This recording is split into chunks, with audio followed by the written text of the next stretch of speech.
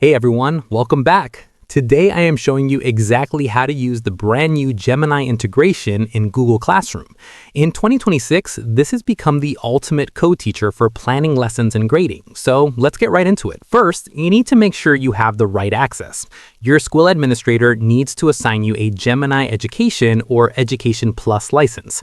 Once that is active, you will see a new Gemini Education tab right in your top navigation bar inside Google Classroom. If you don't see it, double-check with your IT department to ensure the Gemini for Workspace service is toggled on for your account. Next, you can use the AI to generate high-quality assessments in seconds. Navigate to that Gemini tab and select the question generation tool. You can either upload a file from your Google Drive, like a PDF or a reading passage, or manually paste in a text. Then you simply tell the AI which skills you want your students to demonstrate, such as reading comprehension or critical reasoning.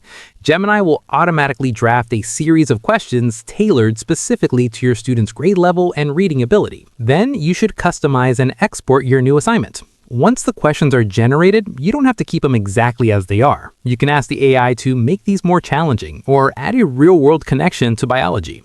Once you are happy with the list, click the Export button. You can send these questions directly to a Google form to create an instant quiz, or to a Google Doc to use as a printed worksheet or a digital exit ticket at the end of class. Finally, keep an eye on the new suggested feedback feature for 2026.